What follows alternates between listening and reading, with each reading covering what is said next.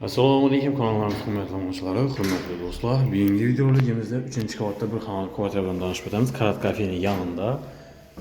Sizlar eshiklari bilan girish ishlari ajoyib ishlardan. Bismillahirrohmanirrohim deb giramiz. Girgandan koridor joy bo'ladi. Yurtdoshlar chap tarafimizda bir ko'rishga mesto var aynan. Vida sanuzel qismi, keyin oshxona, bu yoqda asosiy xonasi. Birinchi chetdan tanishtirib boramiz. Sizlar bu yerimiz razmeri 3.10 5.60 razmerda tushgan. Remont yaprak ekan. Hem balkonlar ega, açık balkonu var. Aynalar yok, aç aynalar var tarafında. Hem balkonu var.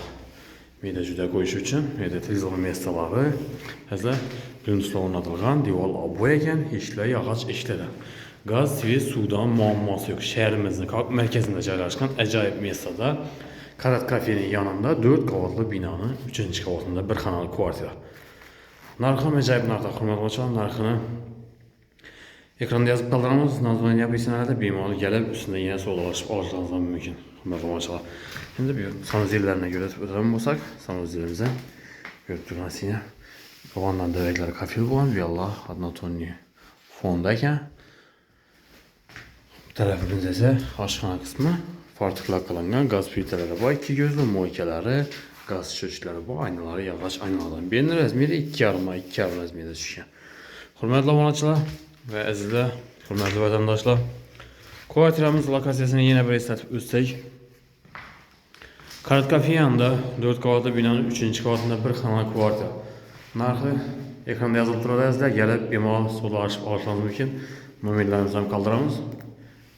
Kime kızık olan olsa telefon kılsanız da mülkiyetinin yanına gelemiz. Sözlerini soda açıb alasızlar əzizlər. Bir de hiç de odan muamma yok. Bakçam, mektebem yakın. Transporttan muamma yok. Banisad ismi, kafe ismi, restoran ismi, dikkan bazaram yakın, recenter bazara. Hem Daritalam yakın. En kılamıysa Darital, bazar. Şuna yakın yerde joylashgan. Transportlarım yakın. Bakça, mekteplerim. Hemen udobstası bu.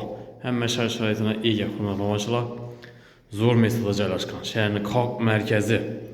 Eğer kanallarımızda yengilab olsa like basıp podpis qilib tursanızlar, qo'llab quvvatlab, sizlar qo'ldan kelgancha arzon narxdagi xonadonlarni taqdim qilamiz. Hammaga sog'lik, omonlik tilaymiz. Keyingi roliklarimizda görüşünce xayrlab qolamiz.